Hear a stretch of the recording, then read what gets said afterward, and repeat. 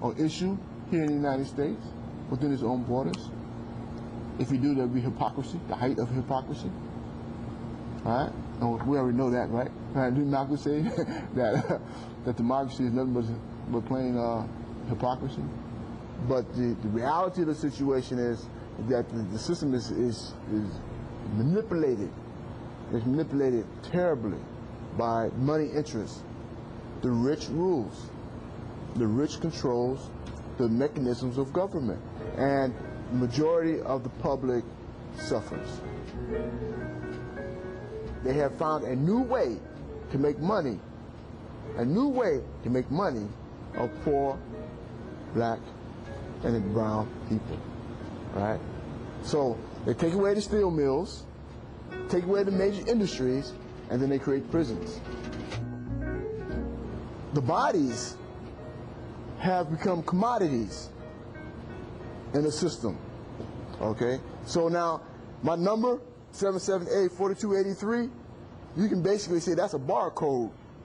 You know what I mean? And that cell is like, you know, they trying to figure out, well, how much shelf life I have for this particular product, this particular commodity in this particular cell, so how much money I can make from this individual. All right? So now we're counting heads as if they're cans on a shelf, you know, in this industry, this prison industrial complex. And then, so if you have an industry that feeds off people's lives, you have to figure out some kind of way to make sure that the industry continues to expand and grow. And how do they do that? They change the laws to make the laws much more repressive so that more people go to prisons for less violations of the law and stay in prison for longer periods of time. When they brought me in December 5th, 1972, when they brought me from California to New York, they put me in Old Queens, and they put me in a tier with two other noted, quote-unquote, national revolutionaries. One by the name of Rap Brown, and the other one by the name of Max Sanford. And I used to watch these guys make their prayers 5 times a day. And I could not understand it. It was something that was saying, you know, listen, you guys are national leaders. You guys are recognized, you know, as part of this, you know, put this movement on the map, you know. And what you guys doing, you know, praying to some God? You know, we got to get busy, man. We got to go to work, man. You know, because praying ain't gonna make us free. And so I argued for about 6 months about this whole idea of, because at that time I believed myself to be a Marxist-Leninist. You know, that's where my politics come from, the party. You know, Marxist-Leninist, Mao Zedong thought. You know, Malcolm X. You know, that was my ideals. Okay, and that's where I was based my principles on. You know, so anything other than deal with the material reality of which we're dealing with, I wasn't trying to hear it. What happened was that during the course of our arguing and debating and, you know, me being bullheaded, you know, in my own right, you know,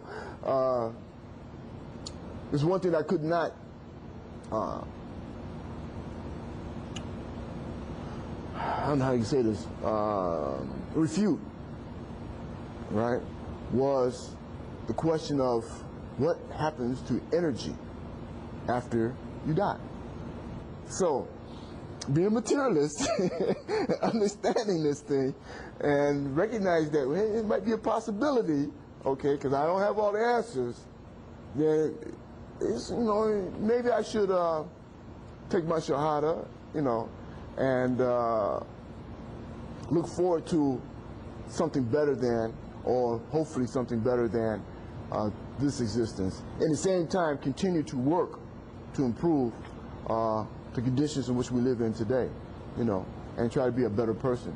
So, being a Muslim doesn't take away from being a revolutionary.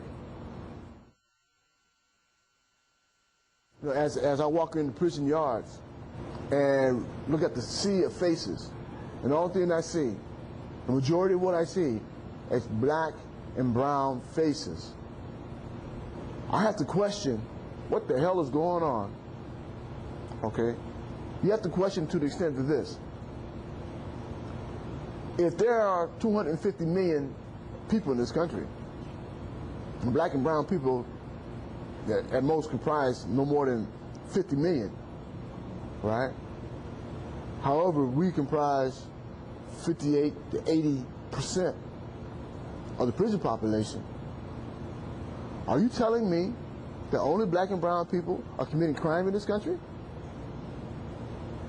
And if so, right, although I don't believe that's true, but if it is true, then we have to ask another question: why? There's something wrong with the unequal distribution of wealth then. So now we have either one or two problems, or probably both. Unequal distribution of wealth, that poor people have to commit crime, that poverty is an impetus towards crime, right? So we're not addressing the issues of poverty, one, or two, institutional racism has created a dynamic or mechanism to put poor or black people, people of color, in prison. Now, either one or the other or the combination of both. I think it's a combination of both. PPs and POWs need to be able to speak in their own voice. They're not being heard, okay? Put a face and a voice to the movement. Let them tell their own stories. Because I think they have some powerful stories to tell.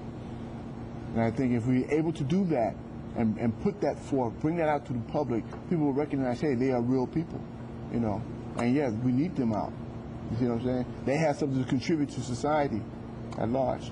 They're not, quote unquote, the common criminal, you see. So people got to know that the PPs and POWs are the kind of person that you want to live next door, you know, that you want to be in your community. And the only way that can happen is that we have to put a face on them. We got to get our own voice out there. People are our greatest resource. People are our greatest resource. So now if you're able to organize people to respond to particular ideas, goals, and objectives, that's your greatest bargaining chip. People. If you know how to make people to come together and understand the power of an idea, the question of, for instance, the idea of freedom and liberation, you know, it's very powerful. It scares a lot of people. When you get a lot of people start talking about freedom and liberation as an idea, it scares a lot of people who are in power. And so by offering new ideas and getting people to start thinking with new ideas, the greater possibility that then they will therefore act.